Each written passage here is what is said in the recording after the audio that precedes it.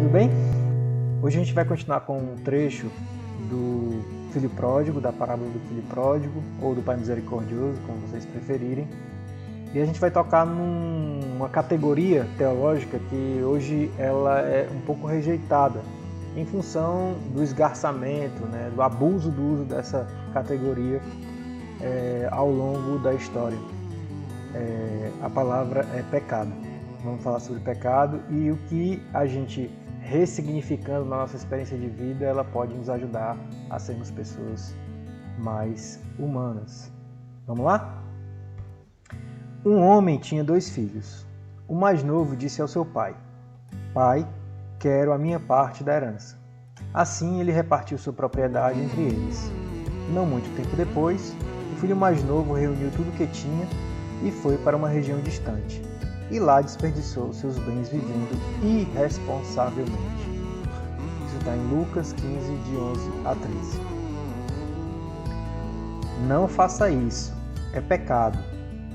Uma recomendação como essa nos dias de hoje parece inútil. O que é pecado? É desobedecer a Deus. Os manuais de teologia vão dizer que pecado é, entre aspas, errar o alvo, fecha aspas. O que significa isso? Pecado é fazer uma coisa que Deus não quer. Mas que Deus? Alguém perguntaria. Pecado é fazer alguma coisa que a Bíblia proíbe. Mas que autoridade tem a Bíblia? Outro quer saber. Vivemos em um mundo que não mais acredita na autoridade de Deus, se é que acredita em Deus, nem na autoridade da Bíblia. No mundo em que vivemos, há apenas uma lei: a lei da subjetividade da consciência humana. Como definir pecado hoje? A parábola do filho pródigo ajuda a responder. Considerando a inadequação de apelar a uma fonte de autoridade fora da subjetividade e da consciência individual, podemos derivar o conceito de pecado avaliando suas consequências na vida humana. A primeira consequência é o entorpecimento. O pecado anestesia a alma. A pessoa começa a viver sem se dar conta de como está vivendo.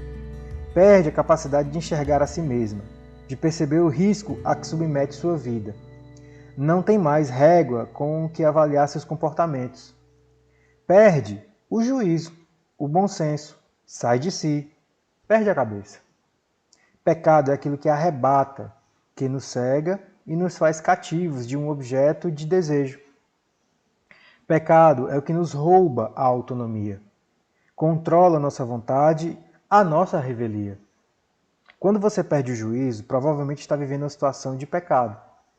Alguma coisa tomou conta de você, o deixou anestesiado e sem noção de quem é, do que está fazendo, da maneira como está vivendo. O pecado nos faz perder o contato com a nossa identidade. É como se outra pessoa passasse a viver, pensar, sentir e falar em nosso lugar. O pecado tem a capacidade de roubar o ser humano de si mesmo.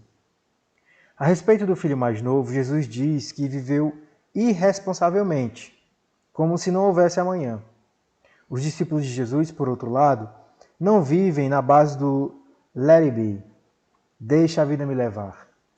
Sabem que são com quem compartilham a vida a razão de que ou de quem estão vivendo. E não desperdiçam os dias como se fossem viver para sempre. Estão dispostos a perder a vida pelo reino de Deus, mas não estão dispostos a perder o juízo. Ressignificar o que é pecado e como ele nos afeta a partir das consequências. Não porque há um código moral que eu digo para você o que pode e o que não pode fazer, nem nenhuma suposta autoridade. Mas também não só apenas a partir da sua subjetividade, da sua régua subjetiva, individualista.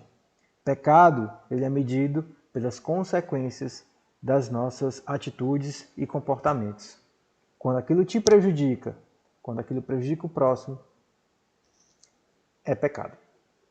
E não te ajuda a evoluir como pessoa.